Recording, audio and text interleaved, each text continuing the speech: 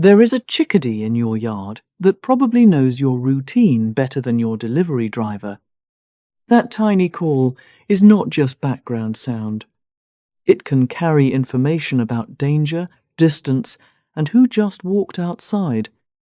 Birds notice when the feeder opens, when the door slams, when the red shirt appears, and when the cat takes the same path. The uncomfortable part is this. Some things we do to help birds can quietly make the yard feel less safe. This is not a guilt trip. It is a backyard translation guide. Most fixes are small. A marked window, a cleaner feeder, a quieter corner, a slower walk. So here are 7 signals your backyard birds may be begging you to stop sending. Stay for number 7, because it changes the way you walk through your yard. Mistake 1. Bright colours feel too loud. A bright red or orange shirt may look cheerful to you. To a cautious bird, it can look like a warning flag moving through the yard.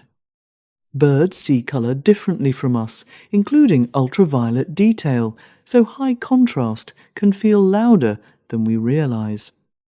When you refill the feeder in a bold colour, the birds may not panic forever, but they may spend extra seconds deciding if you are safe. Wear soft greens, browns, greys, or muted blues when you refill feeders or water trays. You do not need to paint yourself green or become a bush with shoes. The goal is simply to enter the yard like part of the habitat instead of a flashing warning sign. Muted clothing, slow hands, and a familiar routine can make the same person feel less surprising. Some viewers will say their birds do not care. Maybe their birds have adapted. But low stress is still the easier default.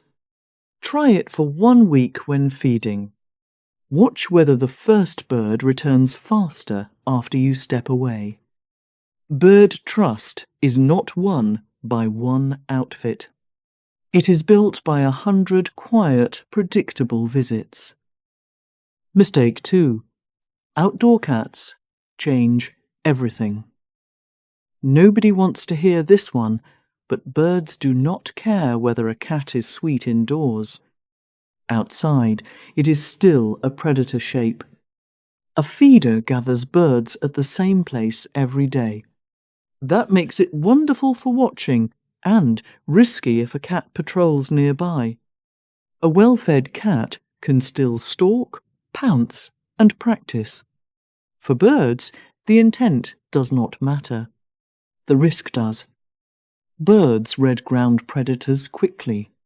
One low shape under the shrubs can change the whole feeder mood. Many careful birders have indoor cats, then lose birds to the neighbour's roaming cat.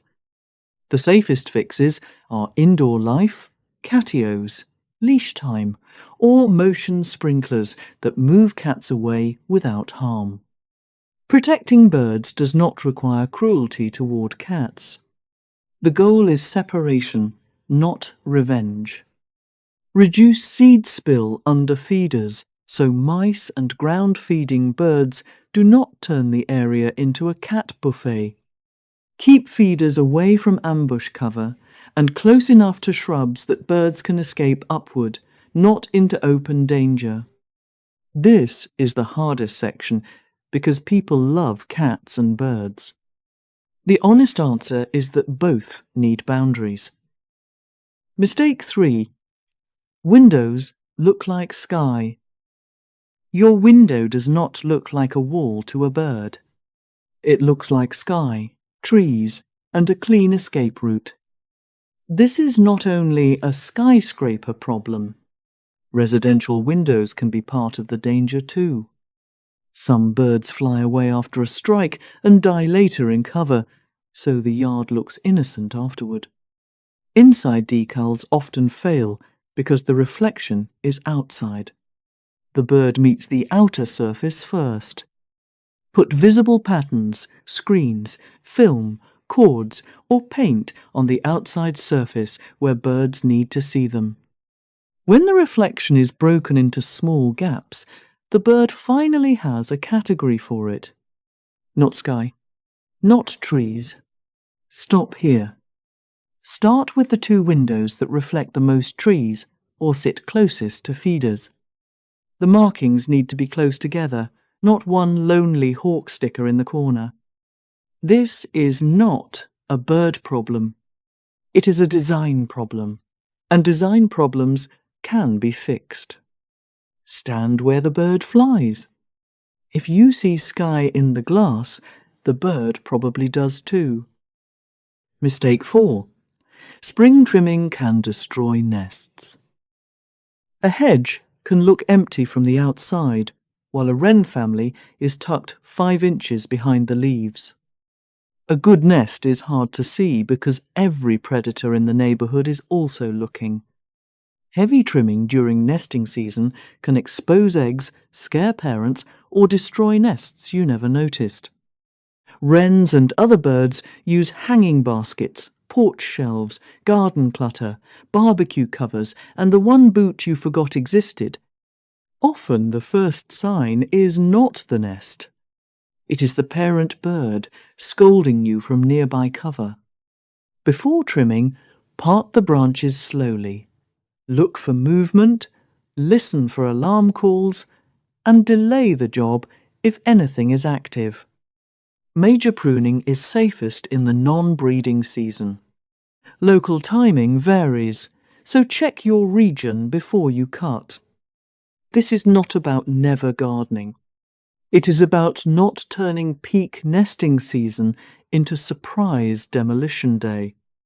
If a bird chooses your fern, basket, or porch shelf, you have accidentally built prime real estate. Sometimes the most bird-friendly action is simply waiting a few weeks. Mistake 5. Bad food and dirty feeders. Birds are not tiny trash cans with wings. Bread, salted nuts, chocolate, avocado, and mouldy leftovers do not belong at the feeder. Bread can fill a bird without truly feeding it, which is the most deceptive kind of help. Cheap seed mixers often get kicked aside by native songbirds, leaving waste that can attract pests and crowd out better food. Black oil sunflower, Niger for finches, suet when appropriate, mealworms for bluebirds, and clean water beat complicated snack experiments. One viewer stopped relying on feeders and planted shrubs and trees instead. That is not a step down. That is habitat. A feeder that is not cleaned becomes a crowded little disease station, especially during wet weather or outbreaks. A simple cleaning rhythm every couple of weeks is easier than rescuing a sick feeder situation later. If you see a sick bird, pause feeding, clean everything, and let the yard reset before reopening the buffet. Clean spilled seed below the feeder before it becomes a mouse diner and a predator magnet. Feeding birds is kind. Maintaining the feeding station is the part that makes the kindness safe. Mistake 6. Noise makes the yard hard to read. A leaf blower does not just annoy people. It can erase the soft calls birds use to stay connected and safe. Some noise does not scare birds directly. It simply covers the small sounds they depend on. Loud work is least disruptive when it is brief and away from dawn and dusk, when birds are most vocally active. The wind chime is the twist many viewers did not expect. Pretty to us can be confusing near feeders and nesting cover. Nobody is asking for perfect silence. Lawns still get mowed. Life still happens. Move chimes and constant noise away from the bird corner, then watch how quickly the yard conversation comes back. A quiet feeding corner can matter more than a perfectly quiet property. Real mowers, shorter sessions, and hand tools can make the yard feel less like a weather emergency. After the noise stops, birds often come back. The question is how much trust the repeated blast costs over time. When the noise drops, you start hearing the yard as birds hear it, layered, careful, and alive. Mistake 7. You approach like a predator. A straight walk toward a feeder, locked eye contact, and a sudden camera lift can look like targeting behaviour. Birds read speed, angle, shoulders, hands, and gaze before they read your good intentions. Approach from an angle. Move steadily.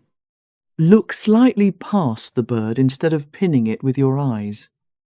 To birds, slow and predictable is a language. It says, I am passing through, not hunting.